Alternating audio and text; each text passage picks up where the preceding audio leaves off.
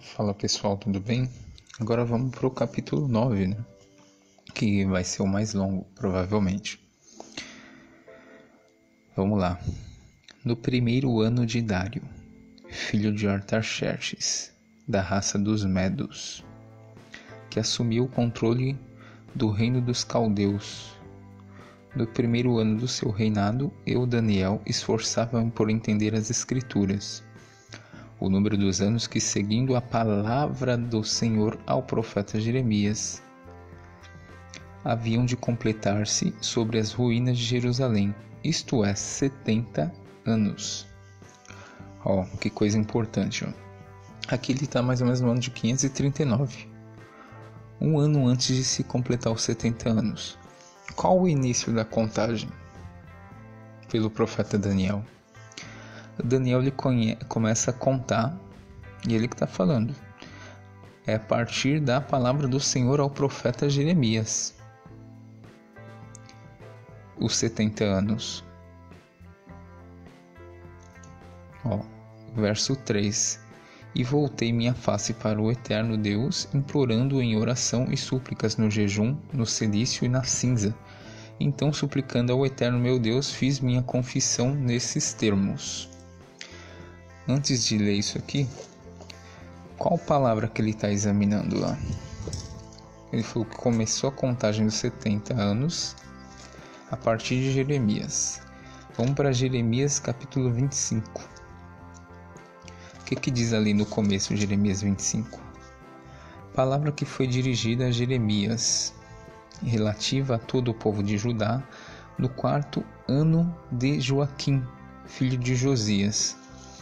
Joaquim, ele reinou de 609 a 598.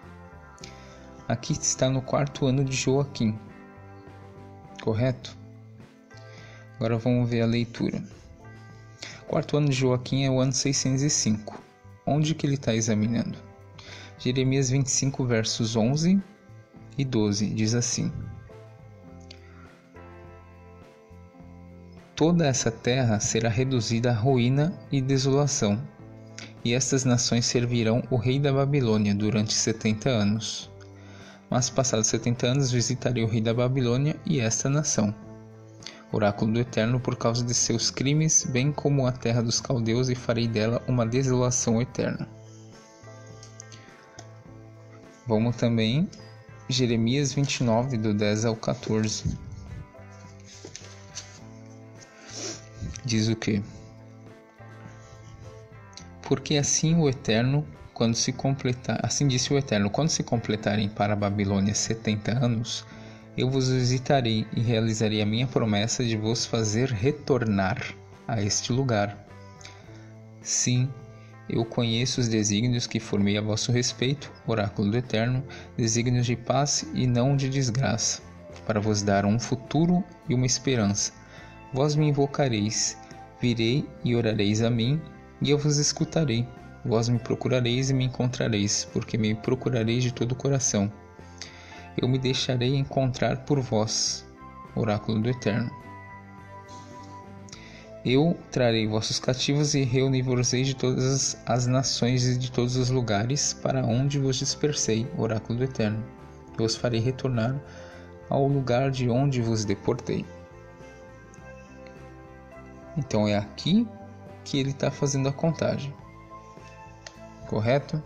Isso é Daniel que está falando. Vamos fazer umas comparações aqui. Vamos lá para o livro de 2 Reis, capítulo 23. 2 Reis 23, verso 36. O que diz? Joaquim tinha 25 anos quando começou a reinar e reinou 11 anos em Jerusalém. Sua mãe chamava-se Zebida, era filha de Fadaías e natural de Ruma. Ele fez mal aos olhos do Eterno, como haviam feito seus pais. Isso aqui é o Joaquim, no ano 609. O que aconteceu depois? Capítulo 24 de 2 Reis. No seu tempo, Nabucodonosor, rei da Babilônia, marchou contra ele. Ele esteve sujeito durante 3 anos e depois se revoltou de novo contra ele. O Eterno mandou contra ele bando de caldeus, arameus, moabitas e amonitas. Incitou-os contra Judá para destruí-lo, conforme a palavra que o Eterno havia pronunciado por intermédio de seus servos, os profetas.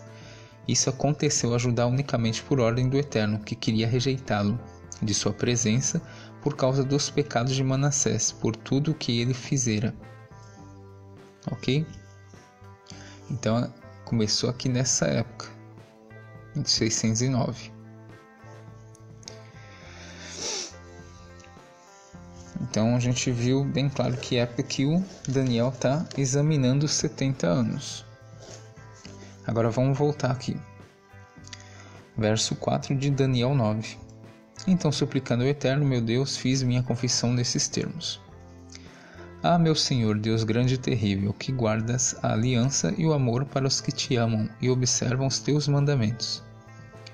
Nós pecamos, cometemos iniquidades, agimos impiamente e rebelamo-nos, afastando-nos dos teus mandamentos e normas. Não atendemos a teus servos, os profetas, que falavam em teu nome, a nossos reis, nossos príncipes e nossos pais, e a todo o povo da terra. A ti, Senhor, a justiça e a nós a vergonha no rosto, como acontece hoje para os homens de Judá, para os habitantes de Jerusalém e para todo Israel, os de perto e os de longe, em todos os países para onde os dispersaste, por causa das infidelidades que cometeram contra ti. Sim, ó Eterno, a nós a vergonha no rosto, a nossos reis, a nossos príncipes e nossos pais, porque pecamos contra ti. Que ele está reconhecendo toda a culpa. Vamos pular para o verso 11 aqui, onde ele vai falar uma coisa interessante. Na verdade, todo Israel transgrediu a tua lei e desviou-se para não escutar a tua voz. Por isso derramaram-se sobre nós a maldição e a imprecação inscritas na lei de Moisés, o servo de Deus, porque pecamos contra ele. Qual seria essa maldição que Daniel está falando? Que estaria na Torá. A gente vai lá para Levítico, capítulo 26. Isso está escrito ali, o que ia acontecer com eles, e de fato sucedeu. Levítico, capítulo 26, do verso 30 em diante. Destruirei os vossos lugares altos e desfarei os vossos altares de incenso. Lançarei os vossos cadáveres sobre os cadáveres dos vossos ídolos e vos rejeitarei. Reduzirei as vossas cidades a ruínas, devastarei os vossos santuários, e não aspirarei mais os vossos perfumes de agradável odor. Eu mesmo devastarei a terra e se espantarão os vossos inimigos que a vierem habitar. Quanto a vós, eu vos dispersarei entre as nações. Desembainharei a espada contra vós e farei da vossa terra um deserto, e das vossas cidades ruínas. Então a terra cumprirá os seus sábados, durante todos os dias da sua desolação, enquanto estiverdes na terra dos vossos inimigos. Então a terra repousará e poderá cumprir os seus sábados. Repousará durante todos os dias de sua desolação, o que não aconteceu dos vossos dias de sábado, quando nela habitáveis. Então é isso daqui que Daniel está falando. Também por eles não guardarem os anos sabáticos. E a terra ficou desolada, eles iam ficar até que a terra cumprisse seus anos sabáticos. Então é disso daqui que ele está falando. Correto? Voltamos ao versículo 12.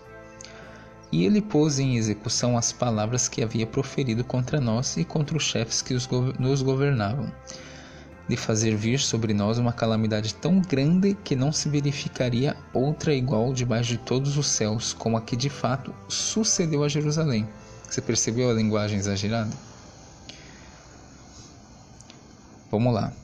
Segundo o que está escrito na lei de Moisés, toda essa calamidade veio sobre nós, o que a gente acabou de ler lá em Levítico 26.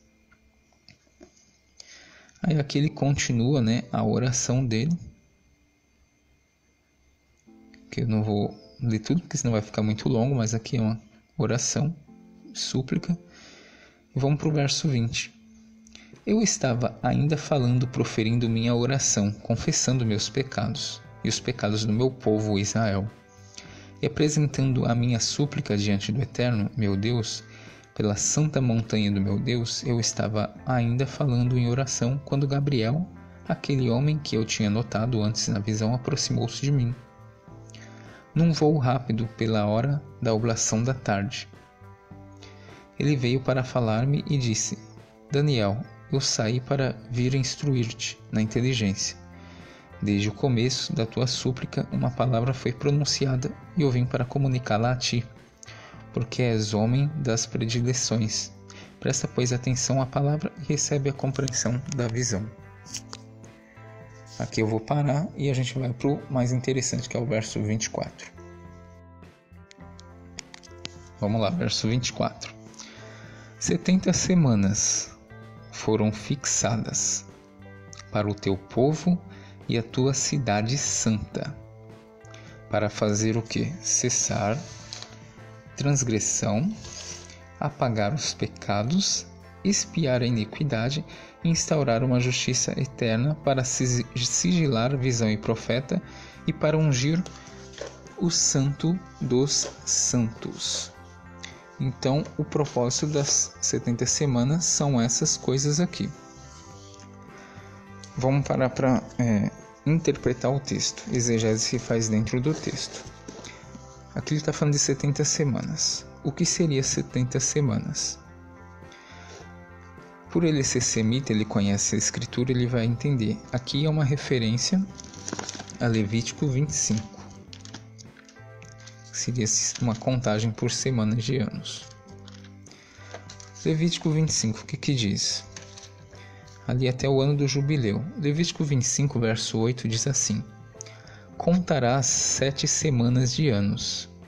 7 vezes 7 anos, isto é, o tempo de 7 semanas de anos, 49 anos. Ok?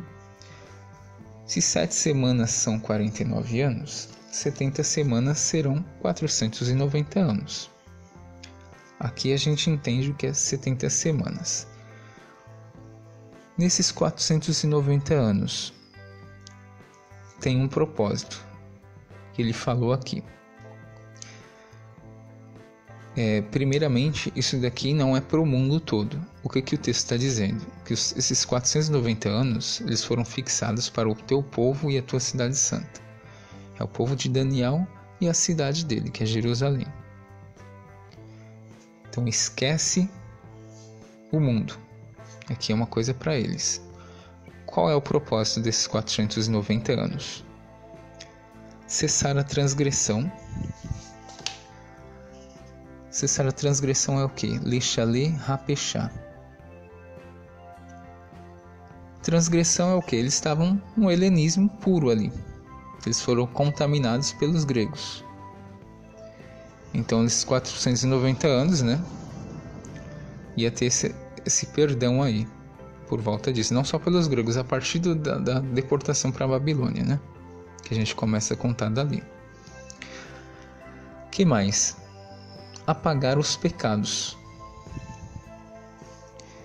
Lechaten shatat.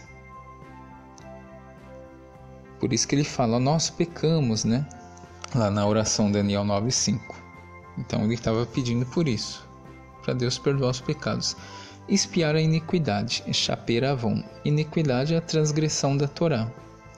A gente leu lá em Levítico 26 que eles não estavam cumprindo o ano sabático.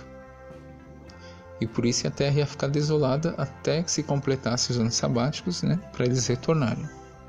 Correto? Instaurar uma justiça eterna. O que significa essa justiça eterna? Lehavit zedek olamim.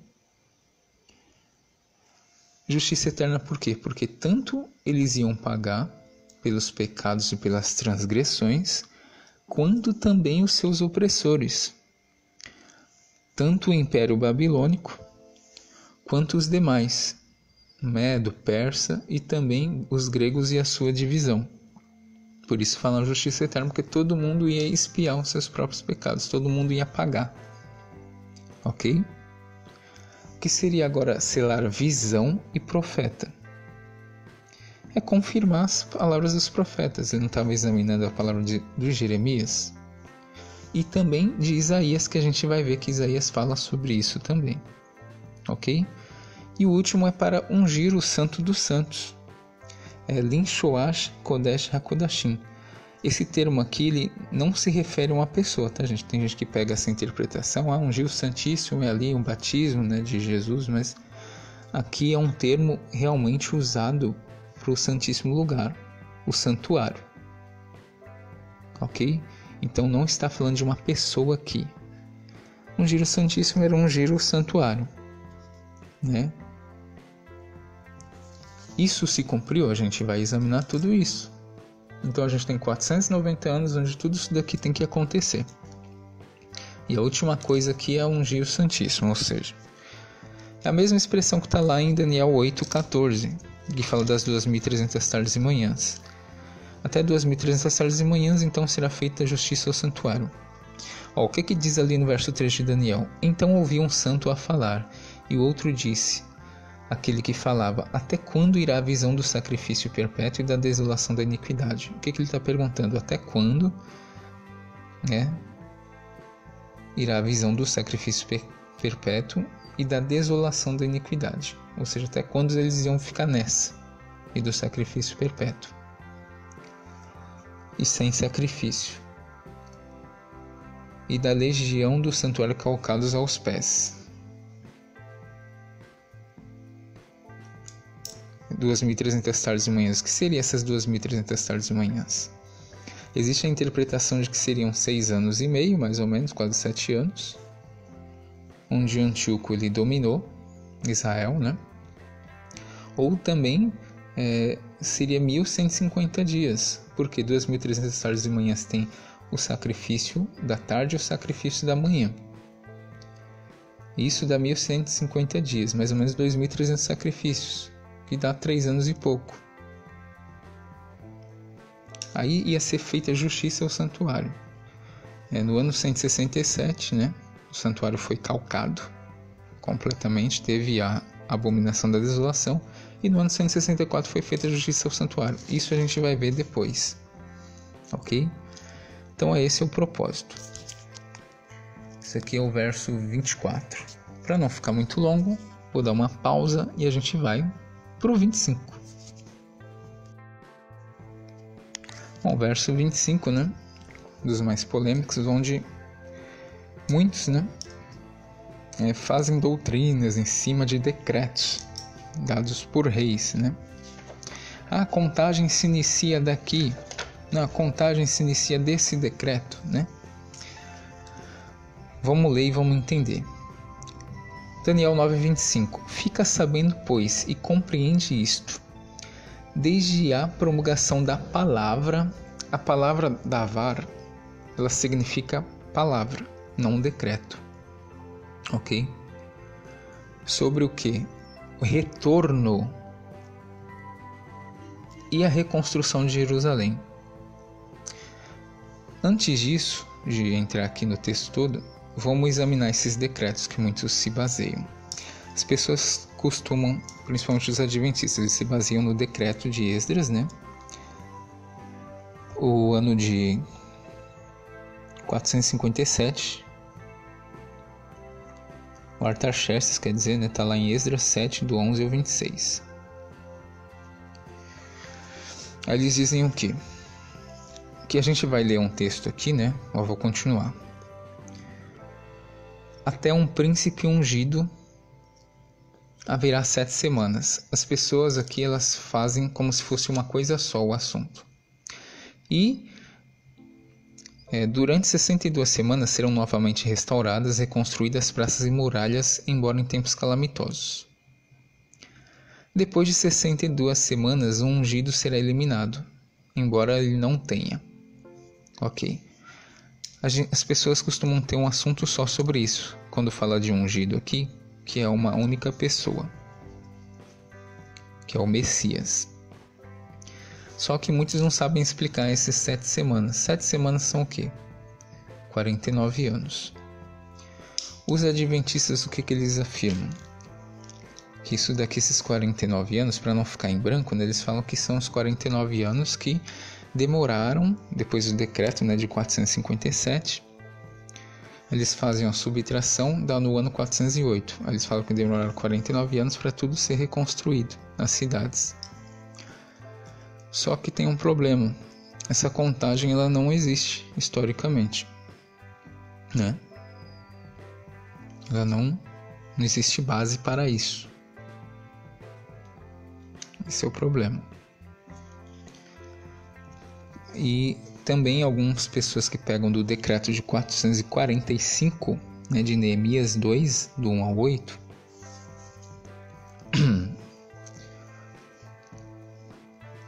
eles pegam 444, fazem a subtração, falam que 395.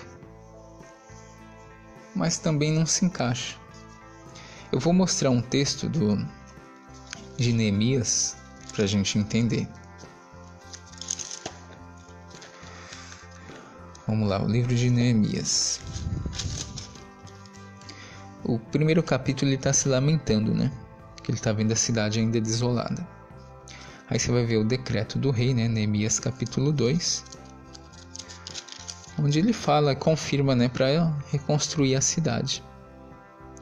No capítulo 3 de Neemias você vê os voluntários para reconstrução. Você vê uma pilha de nomes, né?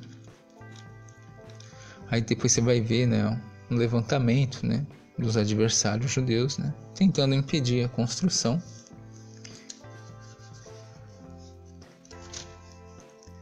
E depois você vai ver isso tudo pronto, no capítulo 6.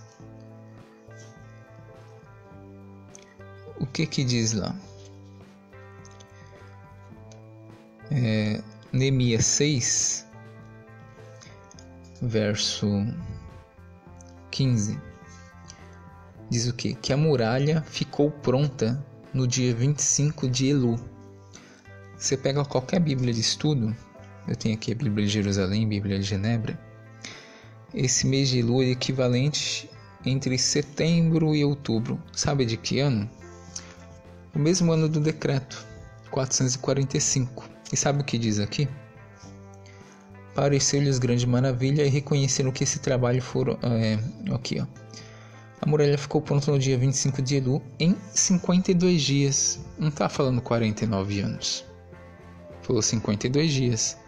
Quando todos os nossos inimigos o souberam e todas as nações em torno de nós viram isso, pareceu-lhes uma grande maravilha e reconheceram que esse trabalho fora realizado graças a nosso Deus. Aí fala, por essa época os nobres de Judá mandavam muitas cartas a Tobias e as de Tobias lhe chegavam às mãos. Pois ele tinha em Judá muitos aliados, sendo genro de Sequenias, filho de Areia, e tendo seu filho Joanã desposado. A filha de Mosolã, filha de Baraquias, até mesmo enalteciam na minha presença suas boas ações, e lhes transmitiam minhas palavras, e Tobias mandava cartas para me intimidar. Capítulo 7. Quando a muralha ficou reconstruída, e eu fixei os batentes, os porteiros, os cantores, os levitas foram colocados em seus postos. Ou seja, o que a gente tem aqui? A gente tem uma conclusão no mês de Elu, no ano de 445. É no mesmo ano. Então não tem essa coisa. Pode pesquisar à vontade. Você não vai achar essas 7 semanas, esses 49 anos, falando que é para reconstruir a cidade. Isso daí as pessoas, infelizmente, inventaram. Para dar base, só para falar que aqui é um assunto só. Ficando claro isso, agora a gente vai explicar a visão. Muita gente fala sobre o decreto de que não tem nada a ver. Não, mas o decreto de Ciro só manda construir a cidade. Não, o templo. Não fala da cidade. Bom, isso é que as pessoas dizem. Porém, como eu disse, a contagem... Aqui a palavra não é da vara, ela não é decreto. Ela é palavra. E a gente mostrou ali no começo do capítulo de Daniel 9, Daniel ele faz a contagem a partir da palavra que é transmitida a Jeremias, que é no ano de 605, que é no quarto reinado de Joaquim. Joaquim, né, começou em 609. Agora vamos para as numerações. Se a gente pegar o texto de 2 Crônicas 36, a gente entender direitinho. O que diz lá em 2 Crônicas 36? Olha como não tem sentido fazer contagem a partir do decreto. 2 Crônicas 36, verso 20, o que diz? Depois Nabucodonosor deportou para a Babilônia todo o resto da população que escapara da espada. Tiveram de servir a ele e a seus filhos até o estabelecimento do reino persa, cumprindo assim o que o Eterno dissera pela boca de Jeremias. O que o Daniel estava examinando? Jeremias. Até que a terra tenha desfrutado de seus sábados, lembra do texto que a gente leu em Levítico 26? Ela repousará durante todos os dias da desolação, até que se tenham passado 70 anos. Verso 22. E no primeiro ano de Ciro, qual é o primeiro ano de Ciro? O ano 538. Rei da Pérsia, para cumprir a palavra do Eterno, pronunciada por Jeremias, o Eterno despertou o espírito de Ciro, rei da Pérsia, que mandou proclamar a viva voz e por escrito em todo o seu reino o seguinte: Assim fala Ciro, rei da Pérsia: O Eterno Deus do céu entregou-me todos os reinos da terra. Ele me encarregou de construir para ele um templo em Jerusalém, na terra de Judá. Todo aquele que dentre vós pertence a todo o seu povo, que seu Deus esteja com ele e que se dirija para lá. Você pegar o texto de Esdras, capítulo 1, vai falar a mesma coisa. É o decreto de Ciro. Se no decreto de Ciro, que é 538, que é o primeiro ano do reinado dele, já tinha passado 70 anos, como é que a gente começa a contagem a partir do decreto que está lá em 457 ou 444? Porque 70 anos já tinha se passado, então não tem lógica, correto? Não tem sentido você contar de 457 ou 444 se no ano 538 já tinham se passado 70 anos. E esses 70 anos são justamente o que está aqui no verso 25. Compreende isso, desde a promulgação da palavra sobre o retorno e a reconstrução de Jerusalém até um príncipe ungido, haverá 7 semanas. Quem é esse príncipe ungido? É o Ciro. Mas ele não é Messias, a palavra ungido significa Messias. E por que esses 49 anos? Vamos lá. Tudo começou lá em 609, né? Com Joaquim, e no seu quarto ano, 605, Nabucodonosor começou lá a deportação. Vamos ler os textos de Jeremias, né? Do capítulo 52, para a gente entender as contagens que ele fez. Jeremias 52. Vamos lá para mim não me perder, anotei aqui direitinho.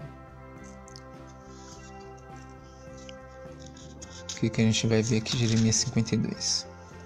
O que diz aqui no verso 12? Não, vamos para o verso 28 e 29. Este foi o que o povo de Nabucodonosor deportou. No 7º ano, 3.023 judeus. Ele fez isso no 7º ano. Nabucodonosor começou de 605 a 562. No 7º ano dele, ele deportou alguns judeus. No 18º ano de Nabucodonosor, o 18º ano dele, pessoal, é o ano de 587. Aí ele deportou 832 pessoas. E no 23º ano de Nabucodonosor, aí já é Nabuzardan, né, que era o seu chefe de guarda, deportou 745 judeus, ao todo 4.600 pessoas. O que aconteceu nesse 18º ano de Nabucodonosor? A gente tem aqui no 18º e 19º. Jeremias 52, verso 12, diz o quê? No 5º mês, no 10º dia do mês, era o 19º do reinado de Nabucodonosor, rei da Babilônia. Nabuzardan, chefe de guarda, funcionário do rei da Babilônia, entrou em Jerusalém. Ele incendiou o templo do Eterno, a casa do rei e todas as casas de Jerusalém. Todo o exército dos caldeus, que estava com o chefe da guarda, derrubou todas as muralhas em torno de Jerusalém. Isso daqui foi no ano de 587. Correto? Então, no ano de 587 aconteceu tudo isso. Foi o pior, porque foi queimada, né, a cidade. A cidade, né, foi aqui destroçada. No 19º do ano do reinado de Nabucodonosor. Aí ele fala, fica sabendo e compreende isso. Desde a promulgação da palavra sobre o retorno e a reconstrução de Jerusalém até um príncipe ungido haverá 7 semanas. 49 anos. A gente sabe que a palavra veio de Jeremias, no ano 605. Porém, o que parece que ele usou a data de 588 aqui, não 587. Porque foi o ano que a cidade foi realmente destruída e tiveram também outra dispersão. Se você pegar 587, você subtrai 49. Qual ano que você chega? Ano de 538. E o que aconteceu no ano de 538? Esse príncipe ungido aqui apareceu, Ciro. Ah, mas o Ciro ele não falou para... Ele só falou para retornar e construir o templo e não a cidade. Vamos ver? O que o Eterno fala? Vamos para o texto de Isaías, que é o mesmo assunto. Isaías 44. Aliás, ele já começa falando de Ciro desde o capítulo 41. Vamos Isaías 44. O que diz Isaías 44? Verso 26. Isaías 44, verso 26. Que confirma a palavra do meu servo e asseguro o êxito do conselho dos meus mensageiros. Que digo a Jerusalém, tu serás reabitada. E as cidades de Judá, vós sereis reconstruídas. E reerguerei as ruínas de Jerusalém. Que digo ao oceano, seca-te. Eu farei secar os teus rios. Verso 28. Que digo a Ciro, Ciro, meu pastor. O Eterno chama Ciro de meu pastor. Aí o que ele fala aqui? Ele cumprirá toda a minha vontade, dizendo a Jerusalém. Dizendo o quê? Tu serás reconstruída, e ao templo tu serás estabelecido. Nossa, a própria Bíblia está falando aqui. Foi a partir de Ciro. Ah, mas os outros decretos eles vieram a partir de Ciro.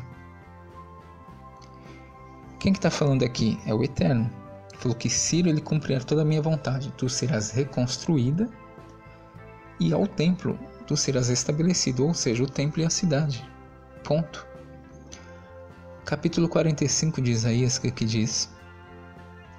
Verso 1. Assim diz o Eterno ao seu ungido aqui é Messias, a Ciro que tomei pela destra a fim de subjugar a ele as nações e desarmar reis, a fim de abrir portas diante dele, a fim de que os portões sejam fechados.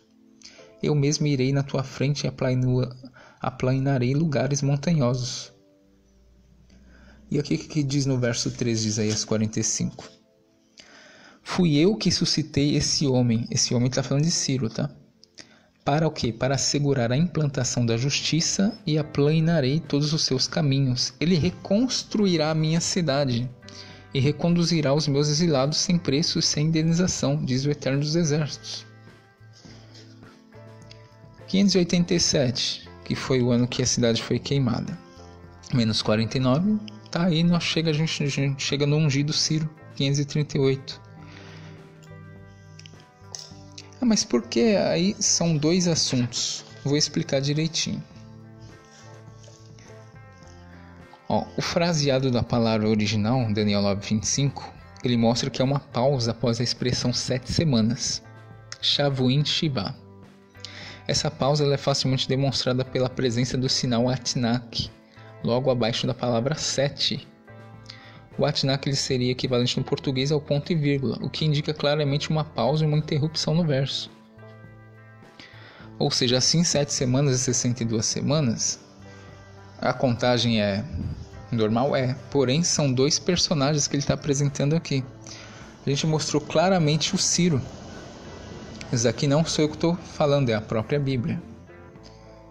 E não tem base para começar de 444 a 457, porque no ano de Ciro, 538, já tinham se passado 70 anos. Isso está lá em 2 Crônicas 36, 1 e Esdras 1:1. Correto? Então, deixando isso claro, vamos continuar o texto, né? Agora, a gente já descobriu quem é esse príncipe ungido, que o próprio Deus falou que é Ciro, não sou eu. Ele veio 7 semanas, 49 anos depois. Agora, vamos lá. Durante 62 semanas o que? São 434 anos.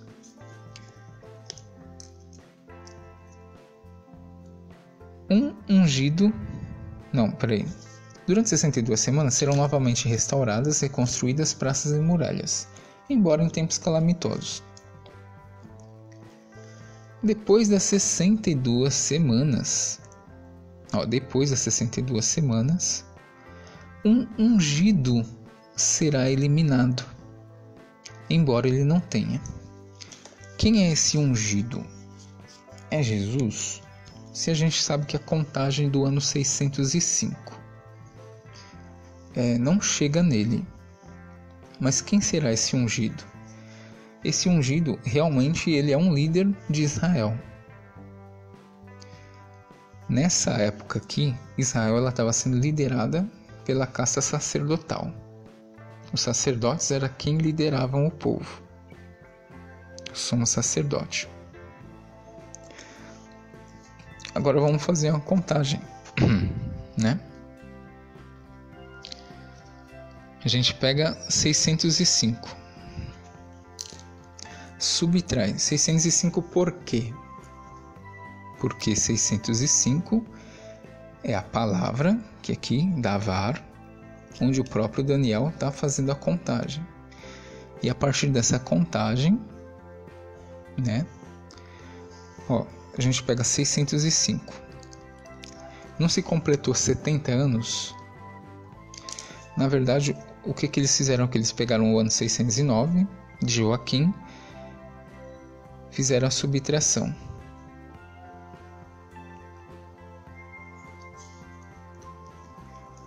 Menos 70. Aí você chegou no ano de 538. Espera que eu vou dar uma pausa para não ficar longo, eu já volto. Bem, vamos lá, voltei. A gente pegou 609. Por que 609? Provavelmente ele fez a conta a partir do reinado de Joaquim. Menos 70 dá 539, a gente chega no ano de Ciro. Porém, o correto mesmo é 605. Você vê que eu estou sendo honesto com todo mundo. 605 menos 70 anos, os 70 anos se cumpriram lá em Ciro, no caso ia chegar em 535. Ou seja, uns 3 anos de diferença. Talvez eles saíram um pouco antes, pela misericórdia do Eterno, através da oração de Daniel. Porém, os 70 anos eles se cumprem segundo a palavra, com o decreto, né, de Ciro, com a palavra de Ciro para retornar, no qual a gente viu, Isaías também falou a mesma coisa. Segundo a Crônicas 36 e Esdras 1, dizem que 70 anos já se passaram quando Ciro manda retornar. A contagem lá é de 605, não adianta. Porque é 605 que foi dada a palavra de Jeremias e 605 dada através da palavra de Jeremias que Daniel estava fazendo a contagem. Por isso que ele sabia, pô, de 605, ele já estava ali no capítulo 9. Falta pouco, estamos em cima ali.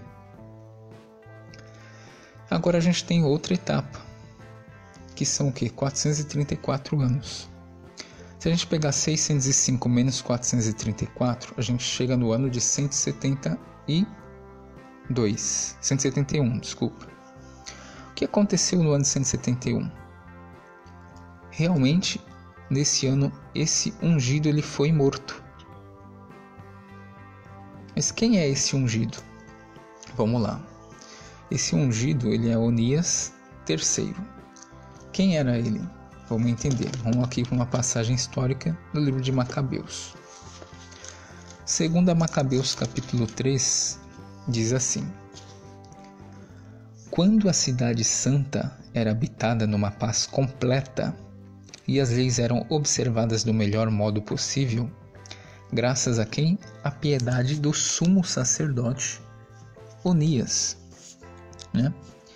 E a sua intransigência contra o mal. Acontecia que os próprios reis honravam o lugar santo e glorificavam o templo com os dons mais esplêndidos. Ou seja, ele era uma pessoa importantíssima. Ele era quem liderava Israel. E ele era ungido, porque ele era um sumo sacerdote. É o Messias. Assim como o próprio Deus chamou Ciro de Messias. Que a palavra Messias, ela simplesmente quer dizer ungido. Aqui o texto não está falando de Messias davídico. Isso que as pessoas têm que entender. Por isso que a gente vai chegar numa contagem exata. Então a gente pega 605 menos 434, é o ano 171. O que aconteceu no ano 171? O ano 171, vocês podem pesquisar, tá? Onias III, ele é assassinado. Correto? Vamos lá, 2 Macabeus, capítulo 4, verso 33. O que diz? Tendo tomado conhecimento seguro desses fatos, Onias, já refugiado no recinto inviolável de Dafne, situada perto de Antioquia, manifestou-lhe sua desaprovação. Por causa disso, Menelau, dirigindo-se secretamente a Andrônico, incitava-o a eliminar Onias. De fato, indo visitá-lo e obtida a sua confiança com astúcia, Andrônico alcançou que Onias lhe desse as mãos, depois de ele mesmo lhas ter estendido com juramentos. A seguir, embora despertasse suspeitas, convenceu-o a sair do seu asilo e imediatamente mandou matá-lo, sem qualquer consideração pela justiça. Por esse motivo, não só os judeus, como o cara era importante, não só os judeus, mas também muitos dentre as outras nações ficaram indignados e acharam intolerável o assassínio iníquo desse homem. Quando o rei voltou dos citados lugares da Cilícia, foram ter com ele os judeus da capital, participando também os gregos da repulsa à violência pelo fato de Onias ter sido assassinado sem motivo. Antíoco, por isso, entristecido intimamente e tocado de compaixão, derramou lágrimas pela prudência e pela grande moderação do falecido. A seguir, inflamado de indignação, mandou imediatamente despojar Andrônico da sua púrpura e rasgar-lhes as vestes, fazendo-o depois conduzir por toda a cidade, até o lugar exato onde ele havia cometido a sua impiedade contra Onias. Ali mandou para fora todo o mundo esse assassino, retribuindo-lhe o Senhor com digna punição. Até o Antíoco ele ficou meio... Então, e esse ungido ele foi eliminado no ano 171. Aqui 605 menos 434, a gente chega no ano 171. Correto? E o que aconteceu depois disso? E a cidade e o santuário eles vão ser o quê? Destruídos. Aí muita gente fala, mas o Antíoco, ele nunca fez isso, nunca destruiu a cidade e santuário, ele só fez uma coisinha ali. Bom, vamos ver, né?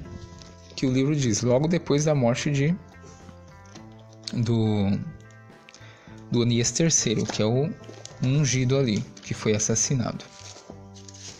A gente tem essa narrativa em 2 Macabeus, capítulo 5, versos 24 a 26, né? Você pode ver que é logo depois da morte do Anias.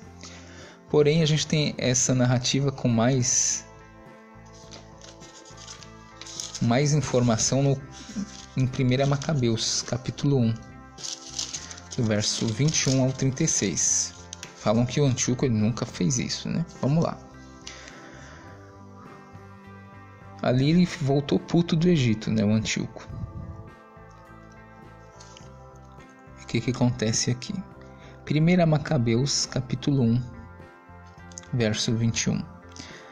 Entrando com arrogância no santuário, tomou para si o altar de ouro, o candelabro com todos os seus acessórios, a mesa da proposição, as vasilhas para as libações, as taças, os incensórios de ouro, o véu, as coroas, a decoração de ouro sobre a fachada do templo, do qual tirou todo o revestimento. Tomou além disso a prata e o ouro, os utensílios preciosos e os tesouros secretos, que conseguiu descobrir. Isso aqui é mais ou menos no ano 170. Carregando tudo isso, partiu para o seu país, depois de ter derramado muito sangue, e proferido palavras de extrema arrogância. Extrema arrogância.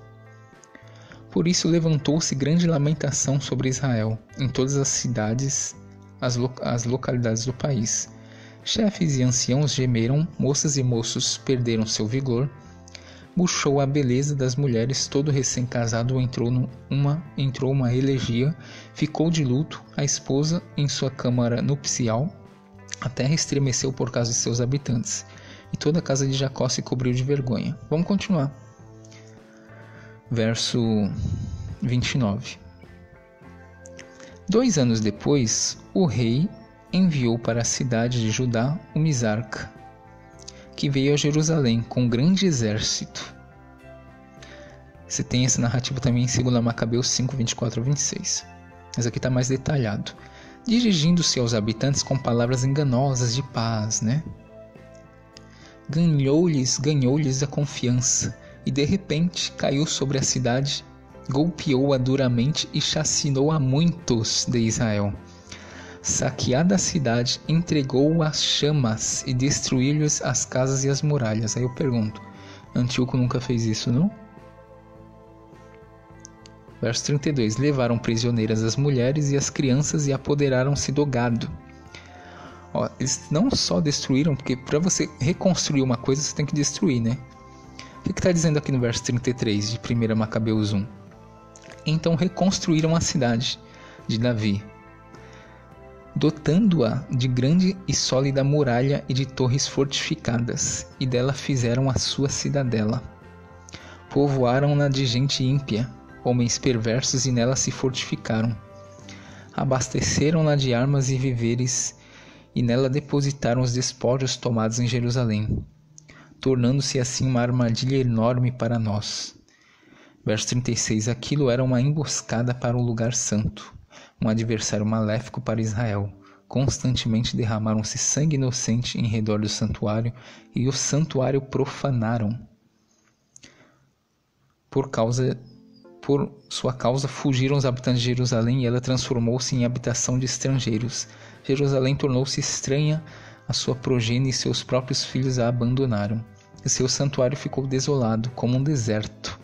Suas festas converteram-se em luto, seus sábados em injúria, e sua honra em vilipêndio. A sua glória igualou-se à ignominia, e a sua exaltação mudou-se em pranto. Aqui a narrativa. Vamos voltar para Daniel. E a cidade e o santuário serão destruídos por um príncipe que virá. Ele não destruiu, não? Saqueou, tacou fogo. Não é à toa que ele destruiu, que ele teve que reconstruir. Então é bem claro. Ele confirmará uma aliança com muitos. É porque fala que até o fim houve guerra. Porque se você lê o livro de Macabeus, é um livro que eles estão em constante guerra. Porque se levantaram alguns judeus. Eles sempre guerreavam. Vamos lá, verso 27. E ele confirmará uma aliança com muitos durante uma semana. Ele chegou lá por Israel por volta do ano 171, né? Que ele matou até o Onias.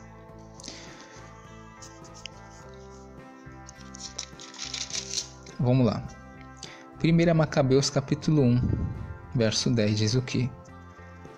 Dele saiu aquele rebento ímpio, Antíoco Epífanes, filho do rei Antíoco. Ele tinha estado em Roma como refém e se tornara rei, aqui no ano 137 dos gregos, porém no ano 175 do calendário aqui. Por esses dias apareceu em Israel uma geração de perversos. Que seduziram a muitos com essas palavras: vamos, façamos aliança com as nações circunvizinhas, pois muitos males caíram sobre nós desde que delas nos separamos. Agradou-lhes tal modo de falar, e alguns dentre o povo apressaram-se em ter com o rei, o qual lhe deu autorização para observarem os costumes pagãos. Construíram então em Jerusalém uma praça de esportes, segundo os costumes das nações, restabeleceram seus prepúcios e renegaram a aliança sagrada. Assim associaram-se aos pagãos e venderam-se para fazer o mal. Então, ele fez aliança com muitos ali. Muitos falam, mas essa aliança quem fez foi Jesus, Porém, no hebraico, quando você vê falando dessa aliança, na verdade ali é usado o termo Igbir Brit. Esse termo Igbir, ele nos traz uma aliança que forçada. Então não é uma aliança que Deus faz com o povo. É uma aliança de alguém mau mesmo. Está ali Igbir Brit, no verso 27 de Daniel. Então esse termo Igbir já tira qualquer semelhança com as alianças de Deus, ok? Então essa aliança quem faz é o Antíoco. Durante uma semana. Ele chegou, matou Onias, ano 171, uma semana. A gente sabe que o ungido ele morreu na 69ª semana, o ano 171. Vamos subtrair 171 menos 7. Quanto que dá? Dá o quê? 164. Não é verdade? Mas vamos continuar e encerrar aqui o texto. Ele confirmará a aliança com muitos e pelo tempo de meia semana fará cessar o sacrifício e a oblação. A gente está lá no ano 171. Meia semana vai dar mais ou menos o ano 167, que é realmente o texto que a gente vai ler. O que aconteceu no ano 167? Ele ia fazer cessar o sacrifício e a oblação. E sobre a nave do templo estará a abominação da desolação. Ele fez isso? Fez. Vamos lá. 1 Macabeus, capítulo 1.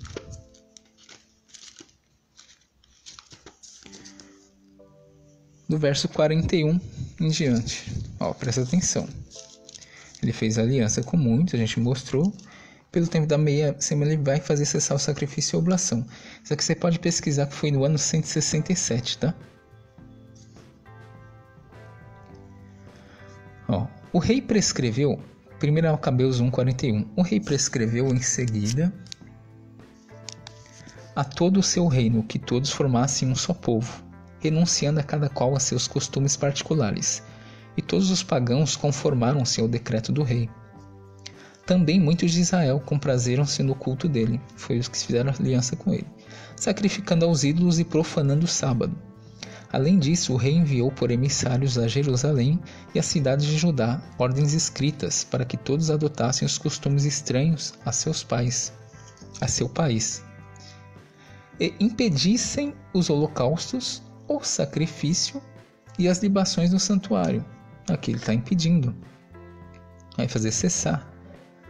Profanassem sábados e festas, contaminassem o santuário e tudo que é santo, construíssem altares, recintos e oratórios para os ídolos e imolassem porcos e animais impuros, que deixassem também incircuncisos seus filhos e se tornassem abomináveis por toda sorte de impurezas e profanações, de tal modo que olvidassem a lei e subvertessem todas as observâncias. Quanto a quem não agisse conforme a ordem do rei, esse incorreria em pena de morte. Nesses termos ele prescreveu a todo o seu reino e nomeou inspetores para todo o povo e ordenou às cidades de Judá que oferecessem sacrifícios em cada cidade.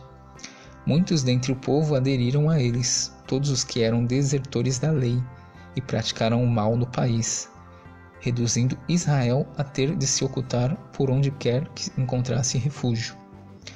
No 15º dia do mês de Casleu, aqui é o ano 145, do calendário grego, porém é o ano 167, do calendário aqui. O que ele fez na metade da semana também?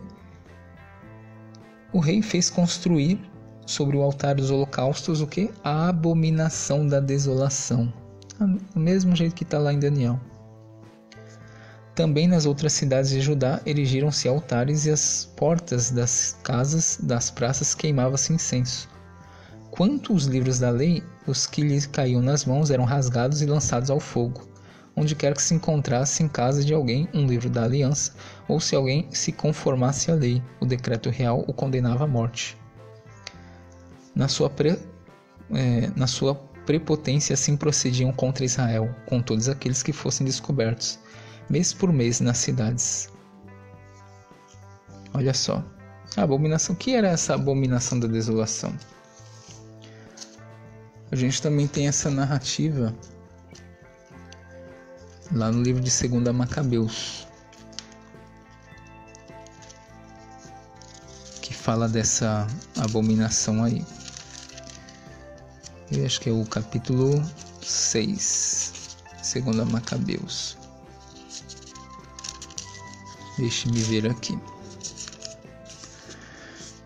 Aqui, 2 Macabeus 6, que é paralelo, tá? Depois de não muito tempo, o rei enviou Geronte, Ateniense.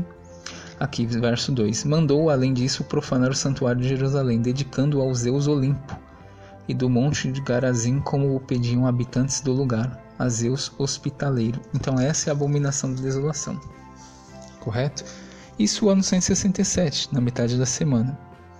Ele fez cessar o sacrifício, a abominação, e sobre a nave do templo, a abominação da desolação. Aí aqui o final, até o fim, até o termo fixado para o desolador. Pode pesquisar aí os calendários que o Antíoco ele morreu no ano 164. Justamente depois disso daí. Não era 171? Na metade, mais ou menos, no ano 167 ele fez isso e morreu no ano 164. E qual é o objetivo das 70 semanas? O objetivo final? Ungir o Santíssimo. O que aconteceu no ano 164? Houve justiça para o santuário? Vamos ler. 1 Macabeus, capítulo 4. Inclusive, pessoal, a própria Bíblia aí cristã, acho que é João 10, 22, fala dessa festa, que é a festa de Hanukkah, festa de dedicação, ou festa das luzes.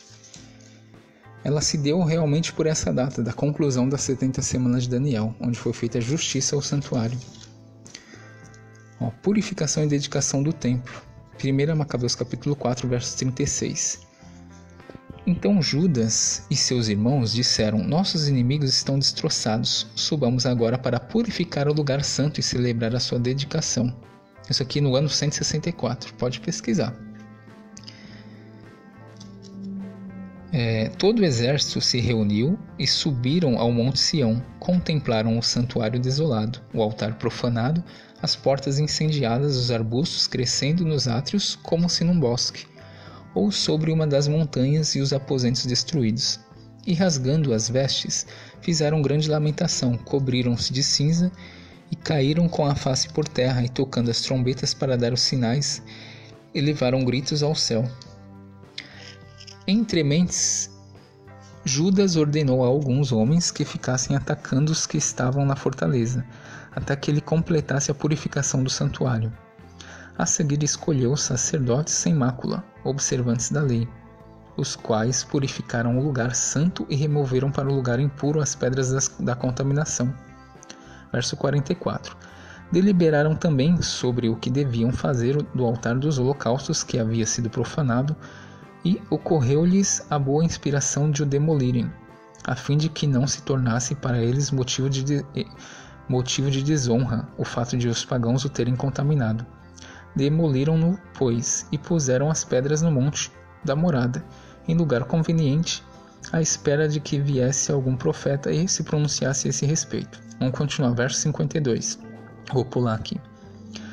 No dia 25 do 9º mês, chamado Casleu, no caso aqui é o ano 148 do calendário grego, porém aqui é o ano 164, que é realmente o terceiro aniversário, né, do oferecido a Zeus lá, que foi no ano 167, e aqui no ano 164, mais ou menos 3 anos depois, que bate certinho, né, que é o final, né, das 70 semanas. Eles se levantaram de manhã e ofereceram um sacrifício segundo as prescrições da lei, sobre o novo altar dos holocaustos que haviam construído. Exatamente no mês e no dia em que os pagãos tinham profanado, foi o altar novamente consagrado com cânticos e ao som de cítaras, harpas e símbolos. O povo inteiro se prostrou com a face por terra para adorar e elevando louvores ao céu, que os tinham tão bem conduzido até ali, e celebraram a dedicação do altar por 8 dias, oferecendo holocaustos com alegria e imolando também o sacrifício de comunhão de ação de graças.